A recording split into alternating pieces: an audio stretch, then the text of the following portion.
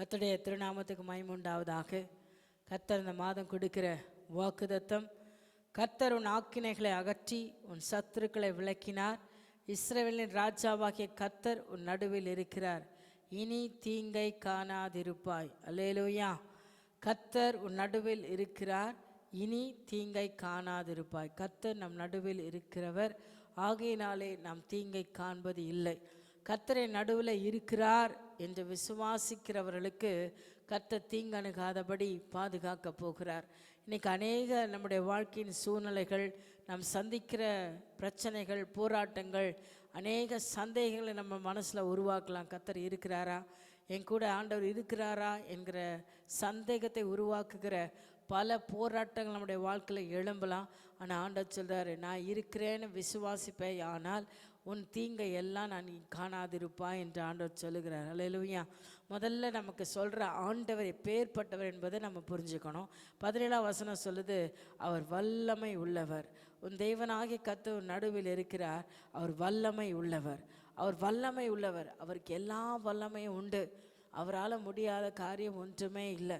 இல்லாததை இருக்கிறதா மாற்றுவார், நாரி போனதை உயிருள்ளதாய் மாற்றுவார். செத்துப்போன சரீரமானாலும் ஜீவனை கொடுக்க அவரால் முடியும்.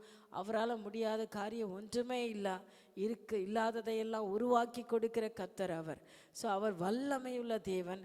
அது மாத்திரமல்ல, அவர் ரட்சிப்பார். அவர் மாத்திரம்தான் நம்ம ரட்சிக்க முடியும்.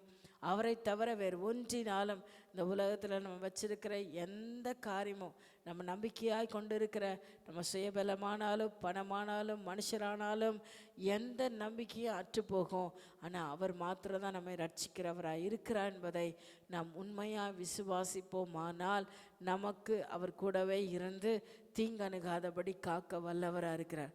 வசனம் சொல்லுது, கர்த்தரை விட்டு பின்வாங்குகிறவர்களையும் கர்த்தரை தேடாமலும் அவரை குறித்து விசாரியாமலும் இருக்கிறவர்களையும் இவ்விடத்தில் இராதபடிக்கு சங்காரம் பண்ணுவேன். அப்போ இன்னைக்கு ஆண்டவர் என்னோடு கூட இருக்கிறார் என்கிற சிந்தை இல்லாதபடிக்கு அவரை விட்டு பின்வாங்குகிற இருதயம் உள்ளவங்க, அவரை தேடாமல் இருக்கிறவங்க, அவரை விசாரியாமல் இருக்கிறவங்க. அது மாத்திரம் இல்லை, 12ஆம் வசனம் சொல்லுது, கர்த்தர் நன்மை செய்வதும் இல்லை தீமை செய்வதும் இல்லை என்று தங்கள் இருதயத்தில் சொல்லுகிறான மனுஷரை தண்டிப்பேன் ஆண்டவர் சொல்கிறார். ஸோ அன்றைக்கி ஒன்று நீங்கள் புரிஞ்சுக்கணும், ஆண்டவரை தேட மனசு இல்லாமல், அவரை பின்பற்ற மனசு இல்லாமல், அவரிடத்துல விசாரிக்க மனசு இல்லாமல், அவர் நன்மையும் செய்கிறதில்ல தீமையும் செய்கிறதில்ல, அவர் இல்லவே இல்லை, அவர் இருக்கிறாரா தெரியல, இப்படிப்பட்ட எண்ணங்களெல்லாம் உடையவர்கள் தேவன் செய்கிற நன்மையை உணரவே முடியாது. அப்போ யார் அவருடைய நன்மையை உணர முடியும் அப்படின்னா,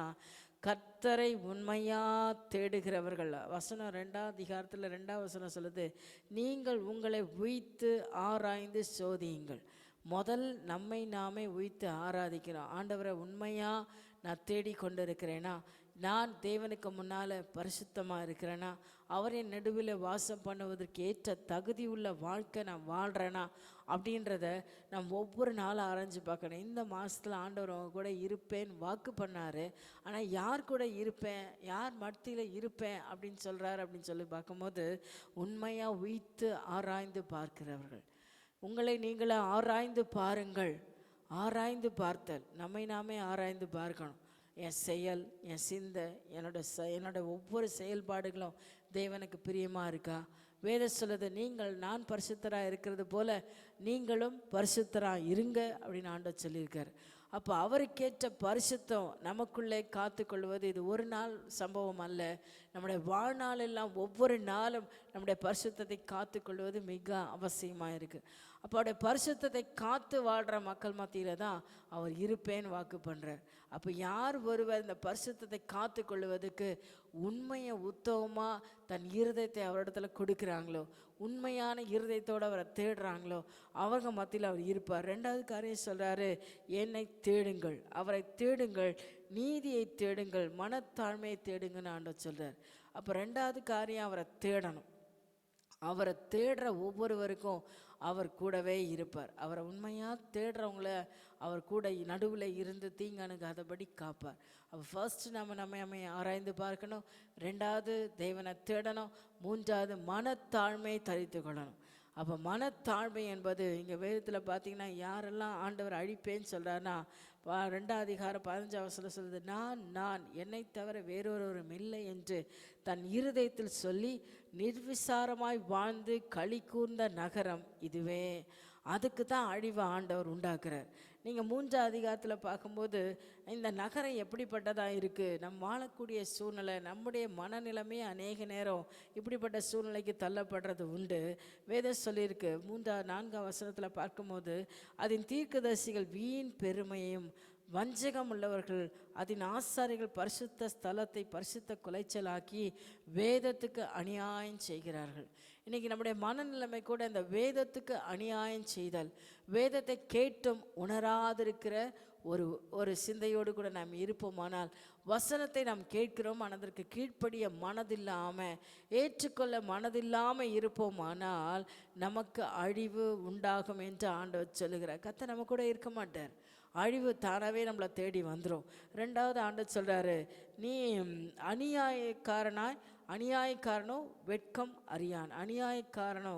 வெட்கம் அறியான்னு சொல்ல. அப்போ அநியாயம் செய்கிறவங்க வெட்கமே அவங்களுக்கு தெரியாது. அநியாயம் செய்கிறோன்ற அந்த உணர்வே இல்லாமல் நம்ம அநியாயம் செய்யர்களாக இருப்போமானால் கர்த்தர் நம் நடுவில் இருக்க மாட்டார்.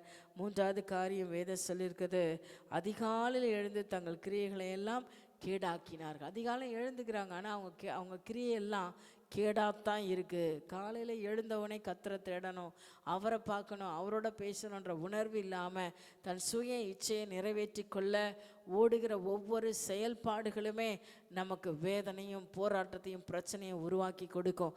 சத்ரு இதையெல்லாம் ஈஸியாக நமக்குள்ளே செயல்படுத்திடுறான்.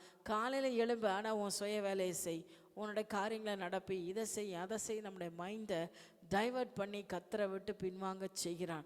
இப்படிப்பட்ட காரியங்களுக்கு நம்ம இடம் கொடுக்கும் போது நாம் தேவனோட நிலை நிற்க முடியாது. கர்த்தர் நமக்குள்ளே இருக்கணும் அப்படின்னா இவை எல்லாவற்றையும் தூக்கி எறிந்து நாம் அவரை மாத்திர தேடி அவருடைய பாதத்தை மாத்திரம் பிடித்து கொண்டு நாமே அவருடைய பாதத்தில் தாழ்மைப்படுத்துவோமானால் அவர் நம் மத்தியில் இருப்பார். அவர் நம்ம கூடவே இருப்பார். நம்மை விட்டு விலகவும் மாட்டார், நம்மை கைவிடவும் மாட்டார், ஒரு தீங்கும் நம்மை அணுகாதபடி காப்பார். அப்போ இன்னைக்கு முதல்ல நம் மனதில் வைத்து கொள்ள வேண்டிய காரியம், இந்த மாதத்தில் ஒவ்வொரு நாளும் நாமே ஆராய்ந்து பார்க்கணும். கர்த்தர் சமூகத்தில் நான் யார், நான் என்ன செய்து கொண்டிருக்கிறேன், எப்படி செய்து கொண்டிருக்கிறேன் என்பதை நாமே ஆராய்ந்து பார்த்து அவருடைய பாதத்தில் ஒப்பு கொடுக்கணும். 2வது அவரை தேடணும், அவரை மட்டும்தான் தேடணும். வேறு ஒரு காரியத்துக்கும் முதலிடம் கொடுக்காதபடி கர்த்தரை மட்டும் நம்ம தேடுவோமானால் நம்மை ஆண்டவர் கைவிட மாட்டார். 3வது அவருக்கு முன்னால் மனத்தாழ்மைப்படணும். நம்முடைய இருதயத்தை நம்முடைய சிந்தையை அவருக்கு முன்னால் தாழ்த்தணும். அவர் ஒருவர் தான் என்பதை முதன்மையாக வைத்து அவருக்கு முன்னால் நம்மை தாழ்த்துவோமானால் நம்ம கூடவே அவர் இருப்பார். ஒரு தீங்கை நம்முடைய வாழ்க்கையில் அணுகுவதில்லை. எவ்வளோதான் நம்ம சுற்றிலும் மோசம் அநியாயங்கள் நடந்தாலும், எத்தனை நஷ்டம் வந்தாலும், எத்தனை மனுஷனால் நிந்தைகள் வந்தாலும், நம்ம சரீரமே நமக்கு விரோதமாக எழும்பினாலும், வியாதிகள் பலவீனங்கள் நம்மளை விழத்தள்ளினாலும் ஒன்றிலும் தீங்கு அணுகாதபடி நம்மை காக்கிற கர்த்தர் நம்ம கூடவே இருக்கிறார். முழு மனதோடு இதை நம்ம விசுவாசிப்போம்.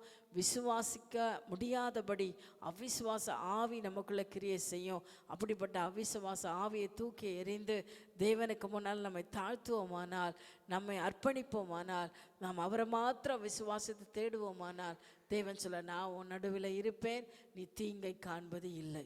நான் நடுவில் இருப்பேன். அதுவும் அவர் எப்படி இருக்கார், அவர் ராஜாவாய் நம்ம மத்தியில் இருப்பார்.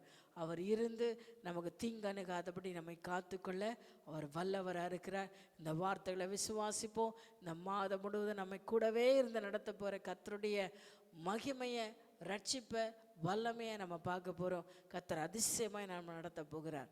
கர்த்தருடைய நாம் மாத்திரம் மையப்படுவதாக. இயேசுவின் நாமத்தில் பிதாவே, ஆமென்.